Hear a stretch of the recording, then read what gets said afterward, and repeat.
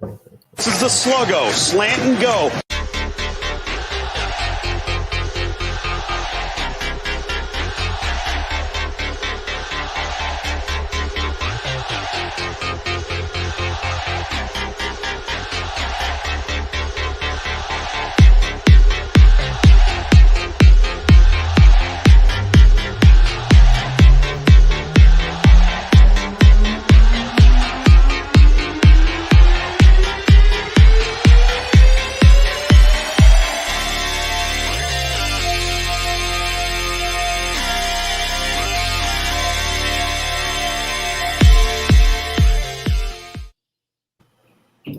It is episode 60 of Sluggo, and look who we have, Casey. Look who we had to pay millions of dollars just to come on for one show. It's Zach Locks Parker, Casey DeBeef Cregan, Marty Coleman here in Kyle, Texas. What's up, fellas? It's great to see the opening because you have such great faces like Houston Burnett, T.O., Terrence Oglesby, you got J.P. Priester, and now this is what we have? Yeah. It's a definite step backwards, guys. Yeah, sorry. I mean, what can I say? Well, it's the way it goes, but we're here to talk about football. But before we talk about football, I wanted to Casey and I don't know if you even listened to the show, Zach, but Casey and I tend to have a little chit-chat before, and this week my son had his birthday on August 9th, but we couldn't celebrate on August 9th because his grandma, who gave me COVID last summer and my wife COVID last summer, she's sick again, right? Or she thought she may be sick again. She wasn't, and everything was okay, but we had to postpone it. Sure. So he goes through the birthday thing. My family sends him money. He's 15. What are you going to buy a 15-year-old kid? There's no more Thomas the Trains. There's no more, you can send him an Amazon or whatever, Amazon card, but mostly he's getting cash. He laid the law down that he didn't want underwear or socks or anything like that. So anyway, we realized when he gets cash, we put like half of it in the bank. You're going to get a car someday or whatever, or use it for Uber. Right. So he's getting cash. We're having to put half in the bank. Sometimes he doesn't put half of it in the bank. Depends on my mood. Long story short, he got $180 for his birthday, right? And wow. He said, "I'm just going to put it in my room." And I said, "Well, that's okay, but let's put some of it in the bank." And my wife pulled me aside and said, "You need to go check in his room because he's got a bag of cash." And I said, "What?" And, so anyway, apparently I hadn't been a good dad, and I hadn't been keeping on top of that 50% rule. Right. Because she said, "Let me go check." He's 15 now. He had $696. And I'm apparently raising Granny Clampett because he didn't believe in banks, and the money wasn't real if he could, if he couldn't touch it. So anyway, wow. $696 in the bank. That's what you guys have to look forward to. Nice. Was it in a mason jar? No. It was in a bag. Gotcha. He's a literal bag man. 15 years old. He was the bag man. Oh, that's excellent. Excellent. That's tremendous. That's awesome. It's the old money under the bed kind of routine, True. Yeah, and I had no idea. I feel like such a failure, right? I had no idea that the boy had $696, and my wife has the gall to say, "I'm gonna give him $4 to make it even $700." I'm like, come on. The bank will take $696. Yeah, absolutely. Wow, that's great. Yeah, so he's off to a good start. I think that'll get him through half a semester of books when he goes to college, maybe. But he can always sell them back for like $1.88. Right. Yeah. Night. All right, fellas, we are here to talk college football. It's finally here, and I got comments I need to put up from our loyal listeners. Nelson Wilhite chimes in. He's number one. Back up from the camera locks. All right. Hey, you want me to do it? I'll back up. Oh, you're good. No, I'll back up. Hold on. I got a surprise. Ready? I'll back up. Let me put this back. Let me make you Look at that shirt. I mean, Is that appropriate or what? You guys get a T-shirt every week, shouldn't I?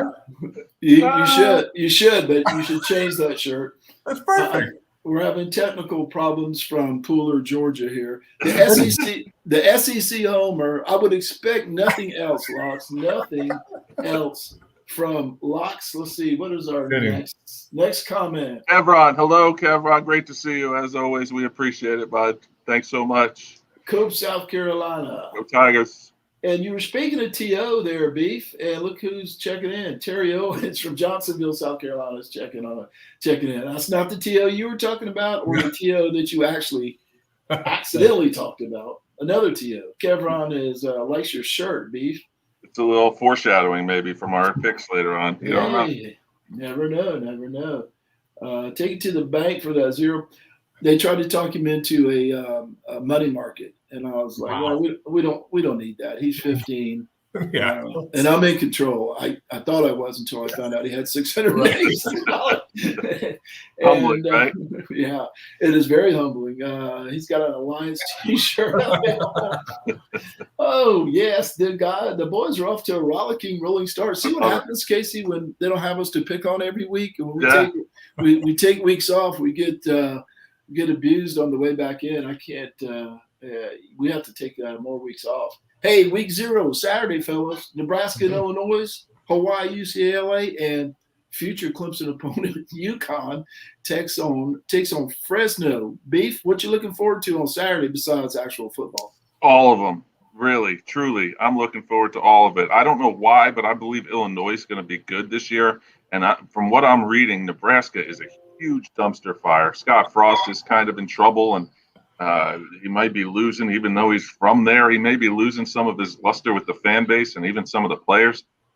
So I'm looking forward to that game. I think Nebraska is going to win. We all know how I feel about preseason polls and things like that. So I'm not sure what they have.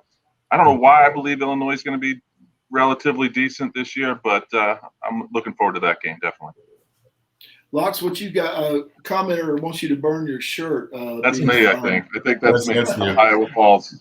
Everyone's thinking about me. They just haven't said it yet. So shout out to the people in the comments. Bring it on. What are you looking forward to on Saturday, Locks, besides getting your shirt? I'd be interested to see UCLA play. Really, I mean, a lot of underachievement so far in the Chip Kelly era. They've got to bring something at some point, you know. And unfortunately, this one is at UCLA, isn't it? So you can't chase this one late and try and make some money back, Beef. Like I know you try. Yeah, I do believe it is for entertainment purposes. Of course. Of course. Then you'll be asleep. It's perfect. Good point. And then next week, starting on the 2nd, which is Thursday, there's a whole bunch of games on Thursday. I didn't list them all out. And then on Friday, North Carolina and Virginia Tech kick off the ACC slate, and unless somebody plays on Thursday like Duke or Wake Forest, but that doesn't really count. Yeah. So this could be the big game or one of the bigger games of the ACC season, right? North Carolina's way up. What are they ranked? Top 10 maybe? I don't even know.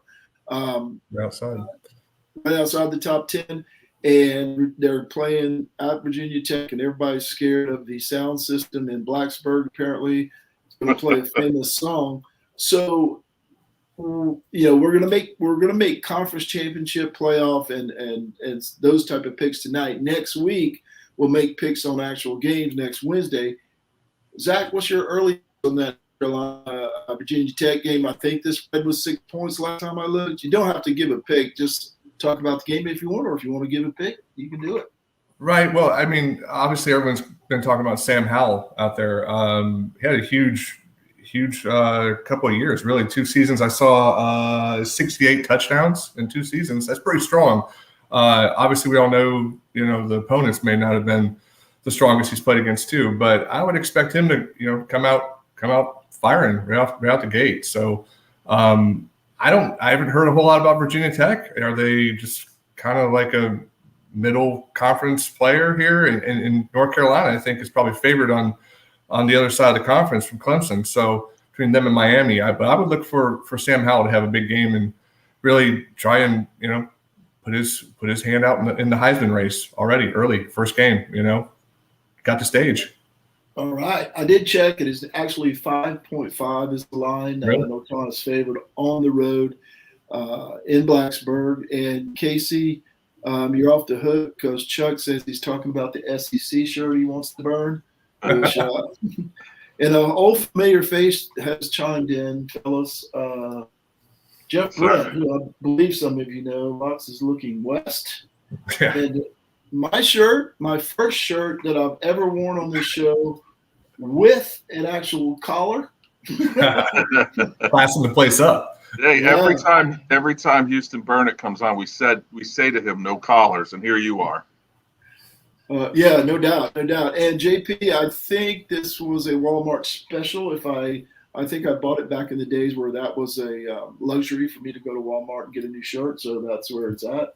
And look at that. And I'm repping you, Jeff, man. I wanted to be neutral tonight. We're going to pick games. I'm trying not to be a homer until next week. So if you want the homer, Marty, turn in next week. All right. And we're off, fellas. College football is starting this week. A couple of news and notes. Everybody's talking about Northwestern and how good are they going to be this year. All that went down the tubes for me when, unfortunately, they named Hunter Johnson their starting quarterback. Now, maybe things have changed for Hunter. Maybe he's, going to look more like he did at Clemson in the backup role. But, man, he was terrible last time we saw him. Beef, what's your take on Hunter Johnson at quarterback for Northwestern?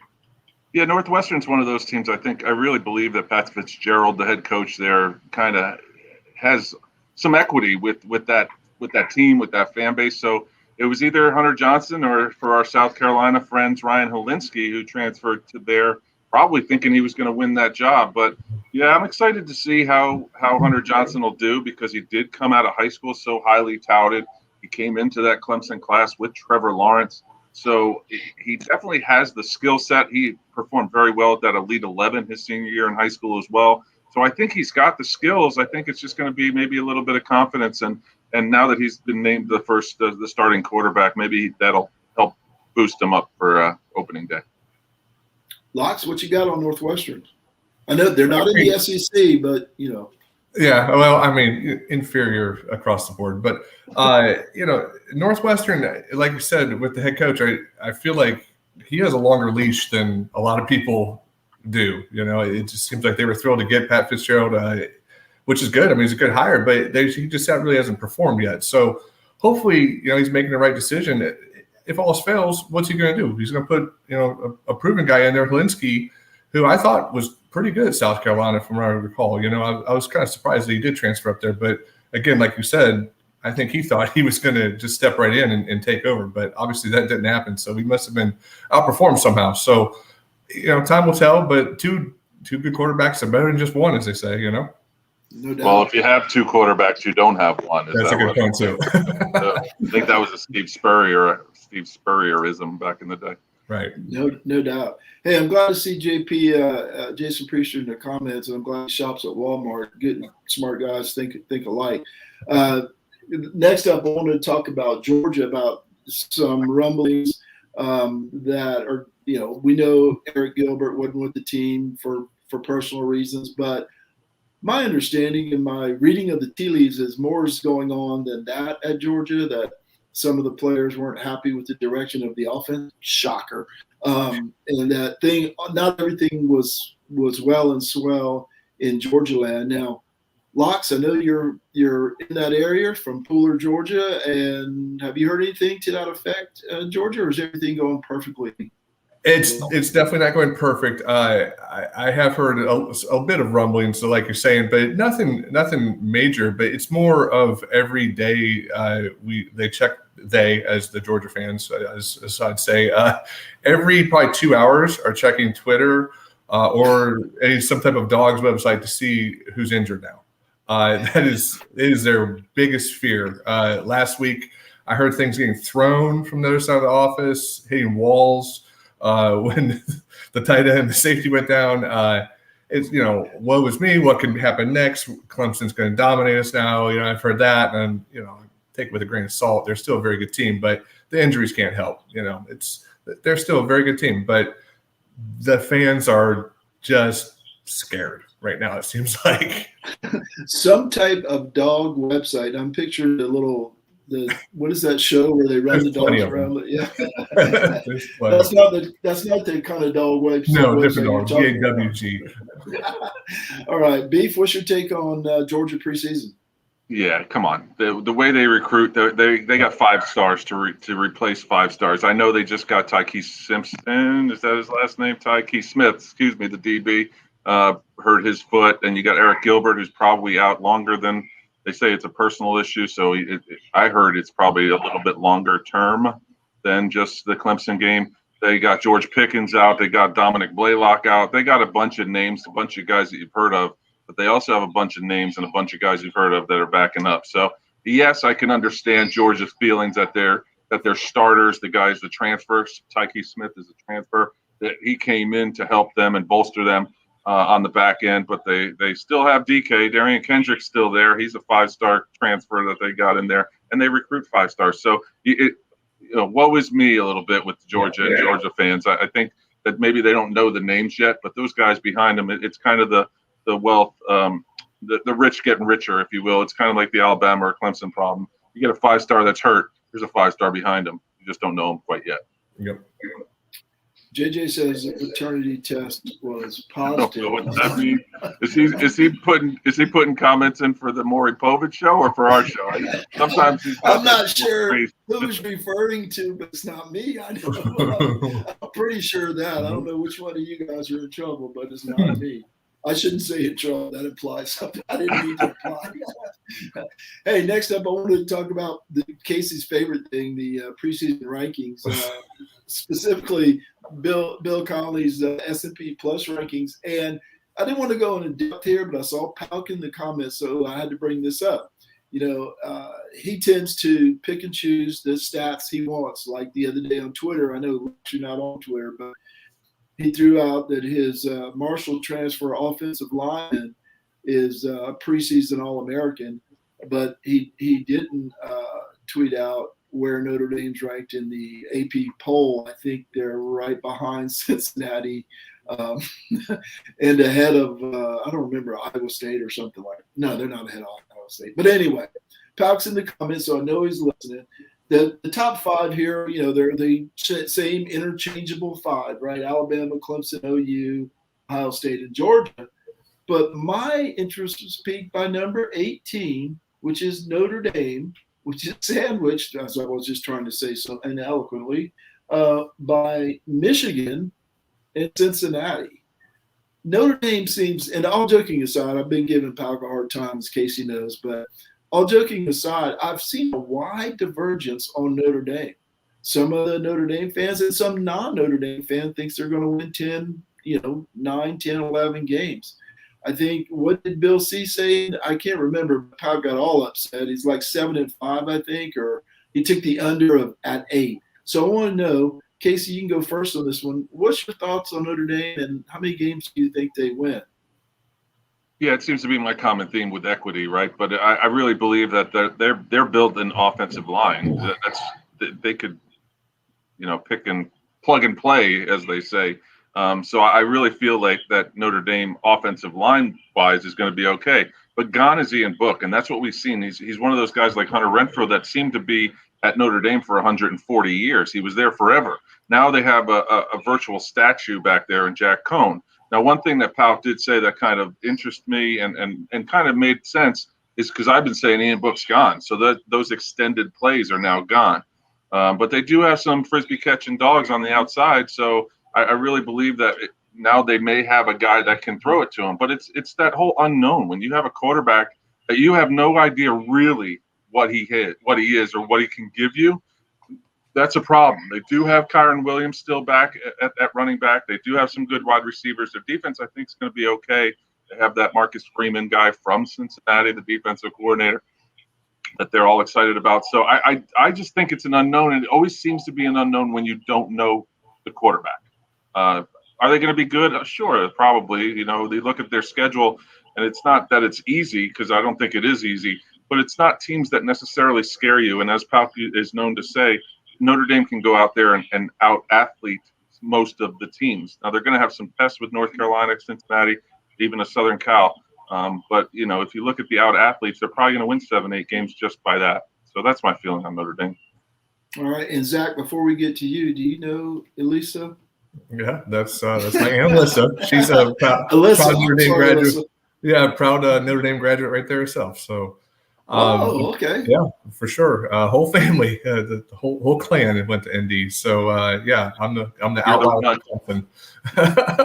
Yeah, that name she's in Sugar Land, right? Yeah, she's in Sugar Land. Mm-hmm. Oh, what a Skeeter! See, I didn't forget Alyssa. I forgot how to pronounce your name, but not where you're at. What's your take on Notre Dame, Zach?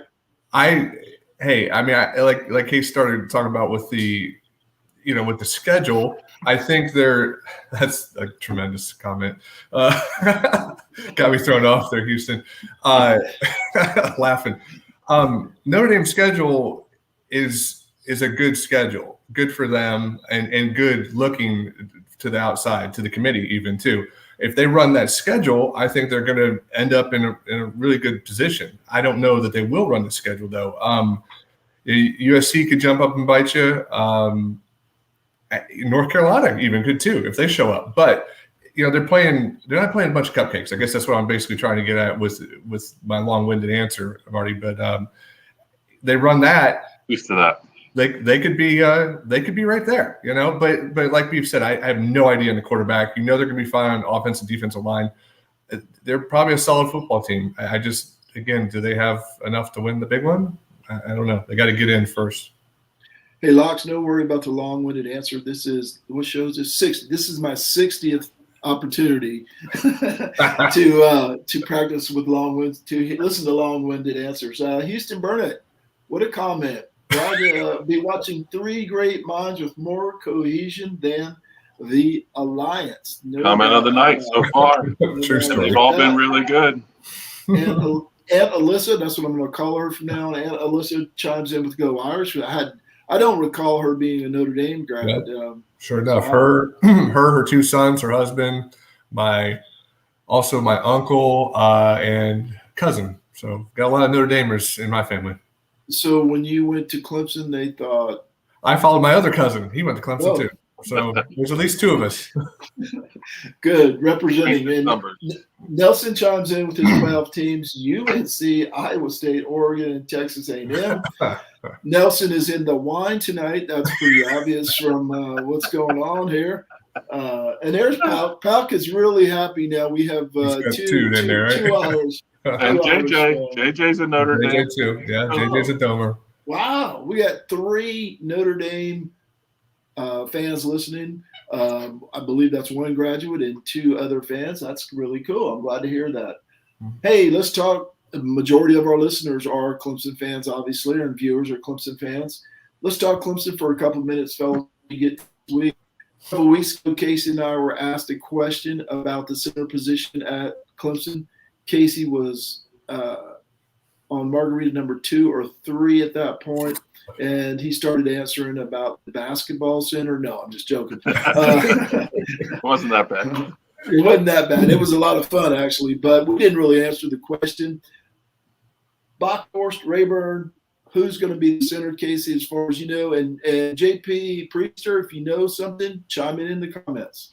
Most of my information comes from JP, so if he knows more. But from what I'm hearing, they're asking the questions. The media is asking the questions after practice, and they're asking it to Bockhorst, and he's kind of being coy about it. So all the pundits, the Clemson people, seem to be saying that all arrows are pointing to Bockhorst being the starting center. But I'll defer to any of the brighter minds that are writing these stories that we fortunately have listening to us, and even Houston, who has an ear to the grind as well.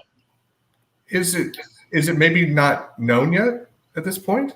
Well, they're saying Hunter Rayburn should be the guy, but he's had a couple exchange issues and maybe just isn't ready to be the quarterback of the offensive line, whereas Matt Bockhorst kind of has a little bit more experience, and so they're and he hasn't had the issues, so they're just trying to figure out. And yeah, you're right, Locks, you don't know, and it could be one of those things that they're just not really saying, so that Georgia can't prepare for one or the other. Yeah. But I think our question that we got was, we're not sure who it is and why is it a problem and why is it so late and why are we not hearing about it, was basically the gist of it. But so now obviously the questions are coming from the media, especially the Clemson beat writers. And so that's why we're getting these answers, or non-answers, if you will. Right. So more like it. Still a question. Michael Palkovich, he's our YouTube viewer, and he checks in saying Notre Dame, Clemson, Alabama, OU, and Bama. He's drunk too. Bama twice. No question.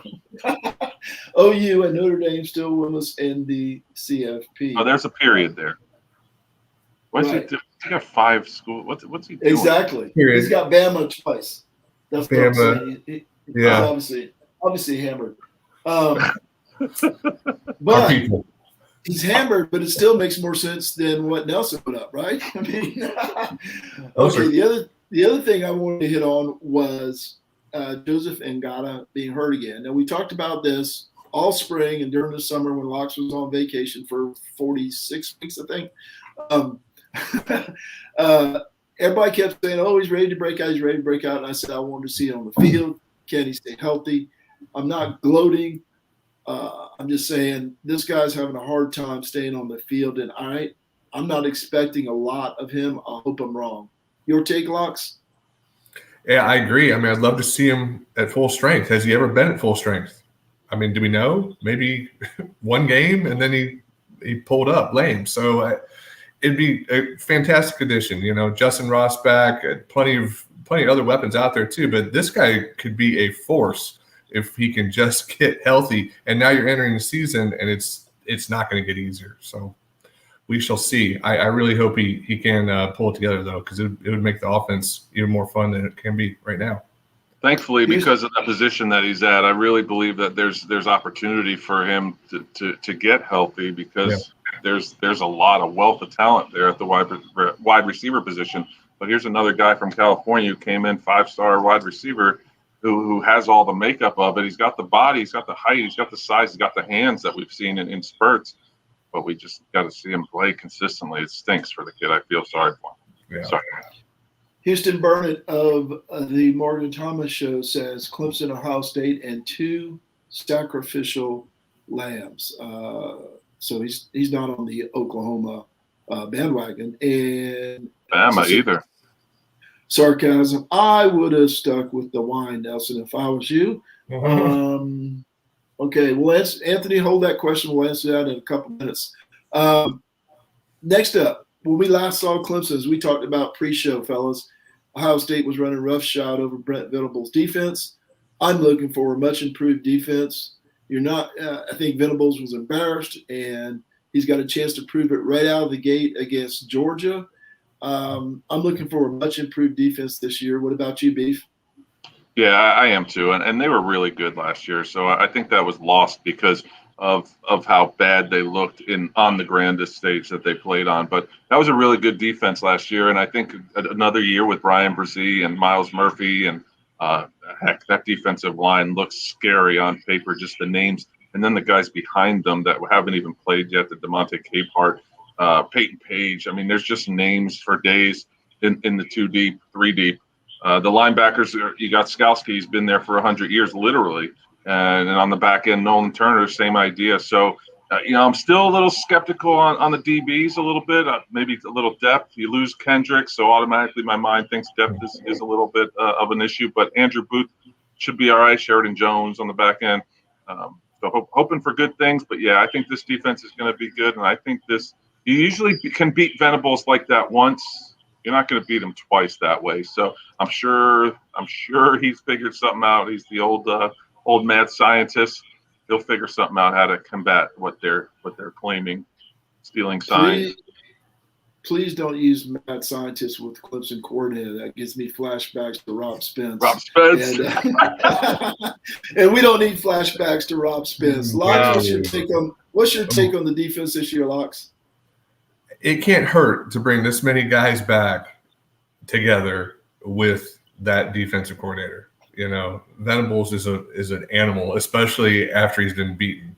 He's going to be angry. He's going to have them giving 150%, not 110%. I'm sure practice has been a challenge and a grind ever since the last loss. And I couldn't be prouder to have a coach like that coaching these guys. He's just a tremendous coach. So I'm sure that they are going to be ready to roll. And you have some corn-fed man children on that line. Some big boys down there ready to roll. So yeah, it'll be fun. Definitely a line, but like Beef says, just the DBs scare you a little bit. But that's usually a weakness on a lot of teams. So we'll see if they can pull it together. But I expect good things. There's no question or no secret that Georgia wants to run the football, right? Yeah. And I know JT Daniels threw it a lot last year and got their fan base really excited. But if Georgia wants to try to run against this front seven, it's going to be a problem. I know Zamir White is fantastic. I know James Cook is a fantastic backup, and I know there's even a third dude that's really good. But if they want to try to run the football against this front seven, they're going to have to probably pass it. So that's the reason I'm kind of a little – I just don't know quite yet on the back end. But, yeah, man. When we're not talking about KJ Henry, a 5-star, we're not talking about him at all. He's got it good as Clemson fans. Mm-hmm. Yeah, Locks and I were talking about that pre-show. Hey, John Nancy chimes in. Clemson, Georgia, Ohio State, and Oklahoma. He's chalkier than I'm going to be when we do the conference picks in just a second. Before we get away from Clemson any week, who's going to get the most carries in Charlotte? I don't have any idea. All I know is when we hear a lot about a true freshman who's never played, we usually don't end up seeing that dude till like game 6 or 7. Maybe it's different this year, but I think that in a game as big as Georgia, they're going to go with somebody who has some experience carrying the ball. So, who knows? But I don't think it's going to be a freshman. Locks, your take. Who's going to get the most carries next week? No clue. I mean, I barely can even comment on it. It's just you hear a different name every time, and you don't hear Lynn J. Dixon. So whoever has it, I hope they hold on to the ball. So that's all I got, unfortunately. We will find out. And JP says Ngata snake big kid can't catch break. If that hammy lingers, he'll get passed by and quickly become an afterthought. And that's terribly sad. Seriously, though, I think it's guaranteed that 3 out of 4, Clemson, Oklahoma, Bama, and Ohio State, make it. The question is who's left out and who breaks into the club this year. That's from Nelson. And JJ says Lux ain't best color man in the business for nothing. JP, pretty sure Dixon starts out getting the most, Pace ends up with the most. Yeah, Lynn J. and Casey and I have talked about this. It's not the first time. Casey and I have talked about this many times. Lynn J. is the home run hitter, or he's the true outcome guy of a football team, right? He may go for 70 or he'll go for -7. There's not very much in between with that guy. And I don't know that they're going to trust him unless he's got a different style. That's just maybe I don't trust him. And of course I'm not coaching, so it's good for nothing, but I don't know. So JP chimes in and thinks Dixon's going to start out at the beginning. Hey, well, next week we'll be talking about Clemson and Georgia as one of our picks. If we want to pick it, this year we're doing something a little bit different. We'll get to that in a second, but I wanted to check in with Casey because he chided me for panicking about recruiting several times over the summer. He was right, kind of. God dang, that was hard to say. But Travis Shaw, and I think that's the first time in 60 episodes I've said that too. Travis Shaw picks North Carolina. Big miss for the Tigers. Another big miss for the Tigers. Casey, thoughts? Yeah, I wasn't happy to see it, but it felt like from everything that I'm reading, and again, JP said it, that proximity was the deciding factor with him. So, it stinks that he is not going to be a Clemson Tiger as a Clemson fan. However, you're going to miss some of these big dogs. You hate to miss the number 3 overall athlete in the entire country, but there's some things sometimes that just don't work out for you, and proximity was the big factor here. So, you tip your cap to Mac Brown, you keep moving on, you find the next guy. I know there's other guys that are waiting in the wings for an offer and may be able to get on campus for an official visit. And we hope to not lose, we as Clemson fans hope to not lose the next one. But it is what it is. You kind of live and learn. You move on. That's all you can do. It stinks. It stunk, but now it's done. Clemson wins national championships when they have solid defensive lines like they have this year, and of course in 2018 and 2016. That's why this one hurts for me, maybe even more than Ty Simpson, because we ended up with a really good quarterback that's throwing passes right over here near me. Are they playing? They're not playing tonight, but they'll play Friday night here at Bob Shelton Stadium down the road from me. Locks, what's your take on this? Missing out on an offensive line, a defensive line, but more than that, the big misses this year for Clemson on the recruiting trail. It hurts, and you all know, bottom line, I'm not a huge recruiting guy. I just never have been. But just to bring up, your buddy, your boy, Mac Brown. Who would have thought? Just who would have thought that he's able to, at his age, obviously he's tapped into something to keep these kids engaged and wanting to come play for him. He's still getting some recruits in there. I never would have thought. I remember when they hired him, I was like, what are they thinking? But he's pulling it off still. So, you give me the opportunity. You gave me the opportunity now to do my Mac Brown impression. The mamas are mad. I can only take 25, and the mamas call me. They're upset. I can only take 25. That's my Mac Brown. He did a good job. He's doing a good job there. I give him a hard time. And his shtick will get old eventually at North Carolina, but it won't get old for a while if they win 9 or 10 games every year. Right? Sure. They'll be good. John Chancey says Lynn J gets the most carries. Shipley gets some balls thrown his way. JP chimes in. Lynn J's great when he's got room. When he doesn't have the room, he's not. He's not going to have much room in Charlotte. Great point, JP. Michael Palkovic says Chancey misspelled Notre Dame. It doesn't start with Georgia. Good point, Palk. JP says, I think Shaw was far less of a battle than we were led to believe. Kid was always UNC down. That's the insight you get on this show from JP Priester, right? If you want to hear recruiting news, come at least the shows JP's here for. Allclemson.com. Allclemson.com. Yes. Allclemson.com. JJ says, how many kids will stay closer to home now with NIL? And that really hasn't been a problem for Clemson. Of course, DJ's from California and Goddess from California.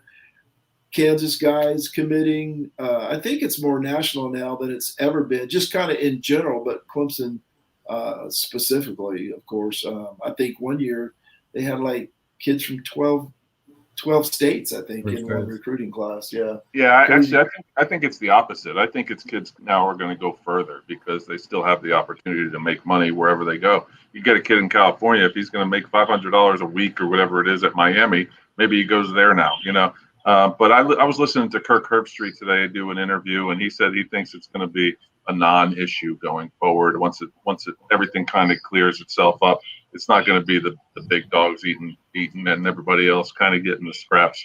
He thinks it's just going to kind of be, no one's going to get the Bryce Young $1 million deal every year. It's just not going to happen. So I think I trust him. I trust Kirk to talk sense into me. Kirk, we trust. More than you trust me? No. Because my theory has already been put to the test at Ohio State, right? My theory was you're not going to get 4 quarterbacks who go to the same school just for NIL and sit the bench. Right. They're dropping out of high school to go. They're dropping out of high school to go to Ohio State, but there's already talk somebody may be looking at the transfer portal, and the season hasn't even started yet. All 3 or 4 of those guys aren't going to stay there, and sit the bench for a Bojangles commercial or whatever, depending on how much Bojangles is paying. All right, guys, it's that time. Why everybody is here, all 16 of them, to check out our picks for the year. And I brought back an oldie but a goodie. I don't think you could have done any worse if you tried. Oh, I take that as a victory. These guys are doing research, so why should I? Beef, you stink the most. A true believer in what they're doing in North Carolina. That's why I'm picking Virginia Tech, Tennessee. I love Spencer Rattler. I agree with Marty. I don't like this. Look, you smell it, the backdoor cover. What a great synopsis of our discussions. And guys, I want you to know we're going to do our picks, and we are playing for something this year. Okay. The seldom used reserve Sluggo podcast has come up with a prize that I know somebody from Pooler, Georgia may be interested in. No, it's not a raggedy SEC shirt. It is. Look at this. It's a belt. The Sluggo podcast. Let's go. Intercontinental Championship belt. Yes. That's tremendous. If I weighed 80 pounds later, if I was 80 pounds lighter, it'd fit around my waist. But it still Goes works, fellas. It That's still right. works. And Nice. I brought the winner will get this. I will ship it to his home, but you know what? I'm not going to have to ship it anywhere because kiss your boots if you can do it. But to be the man, you got to beat the man. And I'm saying, woo, right here. And Pooler, Georgia. I'm the man. Man! Woo! This is up for grabs, buddy. And this year, for those listening, this year we're going to do sportsbook style. We're going to pick 3 bets each week, totals, sides, over-unders, whatever you guys want to pick. And we're going to start out with 10,000 Sluggo bucks, and whoever has the most at the end of the season is the winner, and we'll get to take home this $3.95 belt I got from Amazon. So solid plastic. That's the best purchase you've ever made. Yes, I will personally mail it to whoever comes out ahead, but I won't have to do that because it's gonna be me. Marty, asking for a friend. What happens if we run out of our $10,000? It's good for a friend. I keep the belt by default, right? If there's no winner, if there's a tie, the owner keeps it. In week 6, if I run out of money, do I get to borrow from somebody, or do I use Mox Bucks instead? Well, let me help you out. You're not going to borrow from me, so talk to the beef. Just checking. Checking for the friend. That's always good. 3 out of 4. I bet $1 at a time, though, Locks. Yeah, that's what you're going to do. I know that. Ohio State. He'll not real. It'll last for a week and then start making dumb bets. And let's see.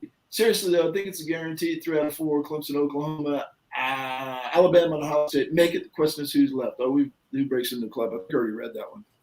I was expecting some. Here we go. Yeah, the belt is a nice touch. Fantastic. And there it is. Woo! I love it. Love it. There's another boo. Your friends. Hey, you guys as friends have extensive vocabularies, and apparently they know a lot about wrestling. Yeah, clearly.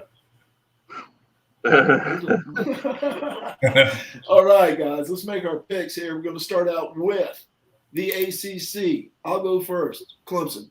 Locks? Clemson. Pretty easy. Beef? Clemson. I looked before the show. They're minus 715, and I'd already written your picks in as Clemson, and Clemson.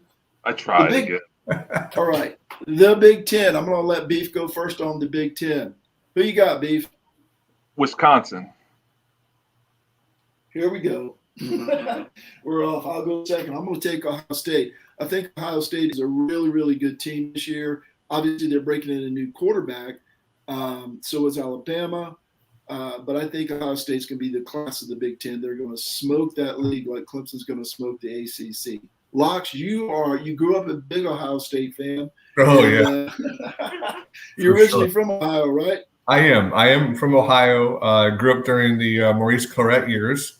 What a machine that guy was. And then just kind of gave up after that and started looking south. But, I looked at this and I kind of chuckled when Beef picked Wisconsin because I was teetering here, buddy.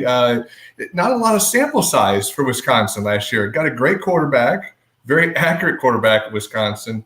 But I think, like you said earlier, Ohio State's just in that 5-star reload position. So I don't know much about who they put in at the quarter acquisition, who they've lost, they put in. But I'm just going to go Ohio State chalk, unfortunately. But I like Wisconsin to possibly be a breakout team this year. All right, that's good information. Beef, why Wisconsin? I like Graham Mertz, even though in games that mattered, he kind of disappeared, but he was pretty accurate. And I just think that my dislike of Ohio State is so large that I just wanted to go with somebody else. I really couldn't even get those two words together in my mouth to put on the paper. Okay. That's it. That's good analysis. That's it. That's perfect football analysis. That's why you're on this show. And Locks, thank you for sharing the coaster with Aunt Alyssa. Certainly. And I'd be glad to send her more if she needs them. I've got them somewhere around here. I'm using them, but I'll give her a new one if she needs them. So let me know. Let Locks know, Alyssa in Sugarland, and we'll get you another coaster. Okay. That was the Big Ten. Big 12, the dying conference. I'll go first. I'm taking Oklahoma. I don't think this is going to be close. Don't know what to expect from Texas, and I'll be talking about Iowa State coming up and our disappointments. So who you got in the Big 12, Locks? Oklahoma, no problem. Just mowing them down. All right. Beef to it. Beef is take Oklahoma. All right. We're perfect. Okay, Pac-12. This is a conference I don't know anything about. Beef, you go first. I'm going with Oregon.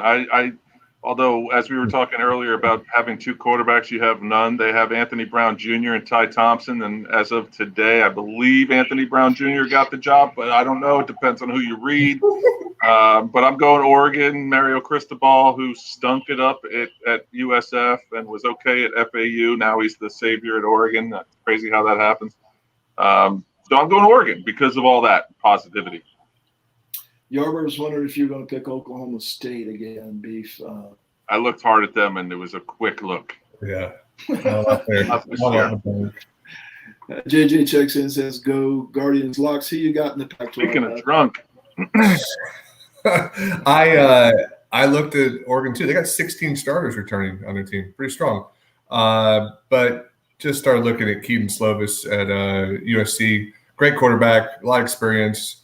I think that conference is just going to beat the hell out of each other like they do every year. It's going to probably, winner's probably going to have two losses. They're just going to beat up on each other, unfortunately, or fortunately, depending on how you look at it. But I got USC here. Interesting pick because that is what I chose also. Came down to USC and Oregon, and I took USC. I'm not really sure why. Like I said, that's the conference I actually follow least. I actually followed the Big 12 more because I'm 20 miles from UT here. So had no idea. Just picked a team. Be polled and pick Rutgers. Wow. Yeah. Be drunk and pick Rutgers. Okay. Zach and I got USC. Now I'm gonna go first, and we're gonna let Locks go last on this one. SEC, I'm going to take Alabama. There's an old saying here that you can pick somebody else and look real smart, but the chances are not very high that you're going to be right. So I'd rather pick Alabama and then try and look smart here because they're just reloading, I think. Yes, they've got a new quarterback. I've heard they're kind of thin at linebacker. It doesn't matter. Alabama, Georgia is going to be good, but I think Alabama is ultimately going to come out ahead in the SEC. Beef? Yeah. Answer the phone and then the SEC is two teams this year. That's it. It's just Alabama and Georgia, and I don't care who you listen to, who you're talking to, that the SEC is the best conference in the world. There's two teams this year in the SEC that can compete, and it's Georgia and Alabama. And to be the man, you got to beat the man, as that famous pundit and famous philosopher Ric Flair said. I'm going Alabama as well. All right. Locks, the SEC specialist on the show. Yep. Who you got in the SEC? I have drank the Kool-Aid. I am all in with the University of Georgia. Whoa. They shall overcome. Wow. Tell us why they're going to beat Bama or why they're going to beat Texas A&M. I think that their schedule is very favorable after game one. very, very favorable. USC, Vandy from the West, they get Arkansas and Auburn. Kentucky, Florida, Missouri, UT, then a couple of cupcakes, including Georgia Tech being a cupcake. I think, the injuries, the guys are going to come off the injuries after game one, after they get beat up on a little bit. You know what I'm saying? But I just feel like that they're going to build. JT Daniels is a very good quarterback. I think he is going to probably get a lot more pub toward the end of the season once he starts building these stats up. And I just got a feeling it's got to happen sometime. So why not this year? And I'm not betting any Sluggo bucks on it. So, and how will your life be at work if Georgia wins the SEC? It'd be great because then there's a solid chance that Clemson may play Georgia once again in the playoffs. So, ring around the rosy. Here we go again. So, I think it would be good. It would probably, bring up morale in the office a little bit. Anthony Weeks chimes in and says Texas A&M with the bold prediction. Anthony, Beef tried that last year and got laughed out of the building.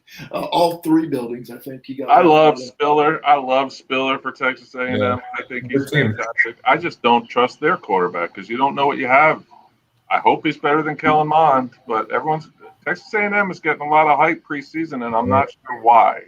What do people know that I don't? Obviously, a lot, but just looking at them on paper, I don't understand why they're getting as much pub as they are.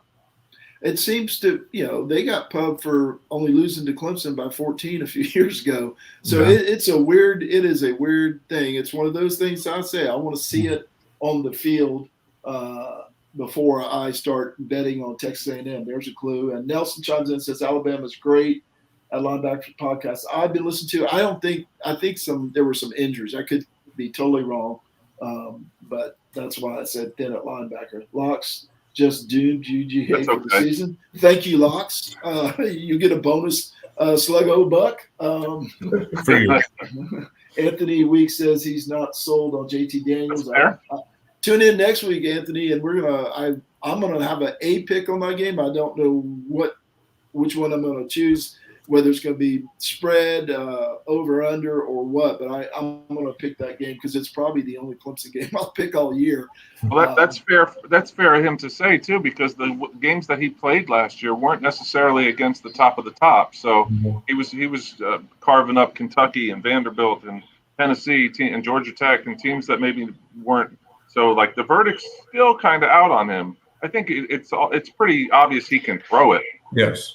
But we're not sure necessarily about a decent defense if they can try to confuse them maybe or potentially with the pass rush that we believe Clemson's going to have this year. So next week, there's going to be 3 picks from each of us.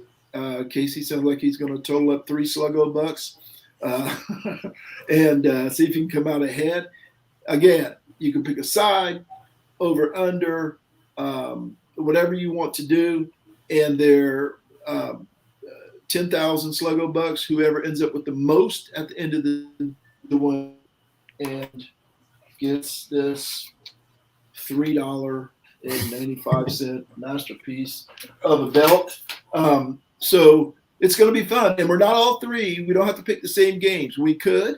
Maybe Zach wants to go on the point spread, Clemson, Georgia. Maybe I want to do the over-under. Maybe Casey wants to do the money line, spread his dollar around. So we'll see how that works out. But we want to do it that way this year, a little different than last year because, 28 to 26 is a kind of a boring way to keep score. This way, there's some thought behind it and some risk. You got to decide how much to risk, how much to not risk in Casey's world. So we'll see how it works out. But next up is the Heisman Trophy, and I think everybody knows who I'm going to take in this, right? I love Spencer Rattler, as the drop says, and I'm choosing him to win the Heisman Trophy. I don't think he's the greatest quarterback in the world, but I think his coach is pretty good at getting passing yards for his quarterback. They're going to be on TV a ton. They're getting a lot of love. And I'm going to predict they're going to crush Iowa State, and he's going to be all over the place. Spencer Rattler is my pick for the Heisman Trophy. Before you at me in the comments, I put $2 on DJ Uyunglele at the Book of Beef. So I got actual money on DJ, but for the purpose of this show and winning this $3 belt, I'm not going to bet on it, but I'm going with Spencer Rattler. Who you got, B, for the Heisman? Kind of going off the rails, which is my MO, right? I'm going CJ Stroud of Ohio State, the quarterback, just named the starter a couple weeks ago. And the reason being, I think that he's got the best wide receiver room in the country, maybe outside of Clemson with Chris Olave and Julian Fleming and Garrett Wilson. And he's just got some dogs, and he's going to be one of the few really true dual threat quarterbacks that Ryan Day has had. Kind of in the Urban Meyer ilk. So from every piece of film that I've watched, I just think he's going to be dynamic for them. I think they're going to run through, even though I picked Wisconsin, I think they're going to run through the Big Ten. I think his numbers are going to be huge, and I think he wins the Heisman. All right. I like you going opposite or different than me. Speaking of opposite and different than me, Locks, who you got for the Heisman? Look at the list of guys, potential guys out here. Just off the top of my head, you said DJ, Sam Howell, Rattler, JT Daniels, potentially, Bryce Young, Alabama, your boy right here that I've never heard of from Ohio State because I don't like them. And let's not forget Michael Penix, too, out of Indiana. Electric player coming back. Okay. The Chop and B's favorite player. The Chop and B's favorite, but he is an electric player, and that's what you have to be as an electric player. So in that ilk, I'm going DJU from Clemson University. Nice. I think running passing combo. I'm right there on Rattler as well, but I think DJ's just going to have a magic year. Big kid. I'm excited to see him all year. It's going to be fun. It's going to be really, really good to watch this guy get out there and have a full season under his belt. Cool. 3 different picks. I like it. Now that we just jinxed every one of those guys. Oh, yeah, they're screwed. It's going to be, what's his name from Iowa State? Nah, just joking. Hey, last thing we're doing tonight, fellas, we're going to talk about a surprise team, either good or bad, or both if you want. I think Beef said he had a couple here. So, Locks, you go first in this one. Who's your surprise team, and what's the surprise? Well, and I mentioned earlier, kind of jumped out of order there. Mine was Wisconsin, but then I saw the awful stat that Palk put up that Mertz was like 1-4 versus ranked opponents or something like that. But I think their schedule, I checked it too. Wisconsin, not overly ambitious. You know, they can run through. You can get some good stats, and they'll mow down their side of the division. I think it's just if they can match up versus Ohio State. In the the finale. So I don't know if I'm just talking out of turn here or not, but it's just one that I just thought of last year, just because it wasn't a huge sample size. But from what I saw from the kid, I thought the quarterback was pretty good in the position. So who knows? Well, his first game, he went 27-29 for like 540. So I mean, yeah, pretty decent, right? No doubt. Okay, Beef, you're up. I had overhyped team of the year. Is that what'd you ask? Because I was doing some research. Just a surprise. Surprise team, I think. It could be a player, a team. Okay. Boston College. I like Phil Jurkovich. I'm high on Jeff Hafley, the head coach there. What they're going to have on both lines. They're just going to have some no names, just snot bubbles coming out of their nose, just really ugly on both sides of the line. They're going to have a linebacker that makes 1,000 tackles, and they're going to be competitive. And I really think that they're going to turn some heads this season, and maybe even compete with Clemson. They had Clemson on the ropes last year with DJ, a quarterback, in his first start at Clemson. Thankfully, Clemson gets them at home again in a scheduling snafu that happened. Right. But I think Boston College is going to be a team to look out for. Interesting pick, and I'm not doing dollars for interesting this year. I need to move on. I need to find another shtick this year, but that's interesting. I don't believe in Boston College. I'll tell you the truth. And another team I don't believe in is Iowa State. Number 6 in the nation. Oh, you can wear their shirt, Casey, but you won't be wearing it on Saturday, or maybe you will. It's only Wednesday. You could wear the same shirt now. Nobody knows. Wear it all week. Iowa State is ranked number 6. Why? I'm asking you why. Yeah, let's look at their schedule versus Northern Iowa. A given? No, not really. Next game, Iowa. They lost to them 6 or 7 times in a row, haven't they? Right. Okay. Then UNLV, they'll win. Baylor, they'll win. Kansas will win. Probably at Kansas State. I mean, it's not a cakewalk. They may win it. Oklahoma State, who knows? Yeah. At West Virginia. Texas. Texas Tech to win. At Oklahoma. They win in that one. And versus TCU. This team's ranked number 6 in the nation right now in the preseason polls based on what? I don't know. I think they could lose potentially 4 games this year. They could end up 8-4. Or it could be worse if they crater somewhere along the line. But I don't get it. They're sound fundamentally. Is that all you got to do to be ranked in the top 10 this year? Okay. I mean, they lost to Louisiana. Now, that was, special teams won that game for Louisiana, but they shouldn't have even been in that game if you're the number 6 team in the country. I'm saying that Iowa State is going to lose at least 3 and maybe 4 games. That's my team.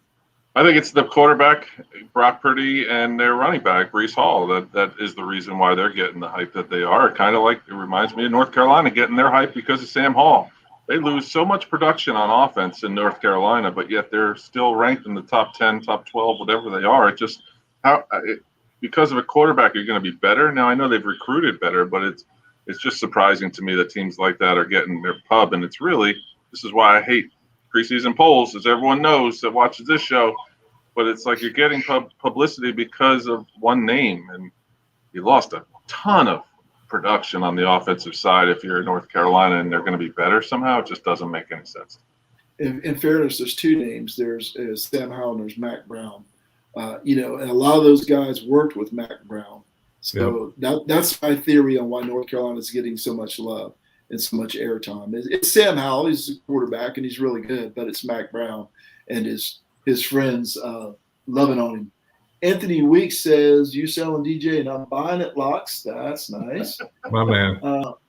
Michael Bannon says they're definitely a good team. I think he was talking about Iowa State. I'm not sure. JP says, sleeper team in the ACC. Watch out for Dave Dorn and his fighting laptops. 8-9 win team this season. Yeah, all right. Yeah, but anyway, go ahead. Good taste. Man, thank you, everyone, for the comments. Beef, this week, and Locks, it was so much fun to have you back on. It's been a while. And you got Alyssa's back in the comments again, cheering on Notre Dame. We had more Notre Dame people than we had Clemson today, I think. That was really cool. Everybody's welcome to come in no matter what team. We'll talk about them all. We'll have fun. But it was great to have you back, Locks.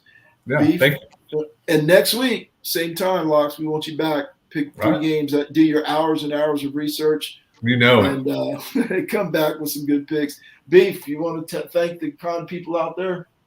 Yeah, thanks so much to everyone in the Facebook group, especially Nelson Wilhite, who for all his help, support, and editing skills. Everyone on the Seldom News Reserve page, Sluggo Podcast, and each and every one of you that likes, listens, and shares the Sluggo show and participates. Of course, we really do appreciate it. On behalf of Marty, Seldom News Reserve, Coleman, Zach Locks, Parker, I am Casey the Beef Cregan. Thanks so much for joining us. We'll see you next week on Sluggo. Enjoy week 0. Later. See you later, Alyssa. Thanks, guys. I think we're done here.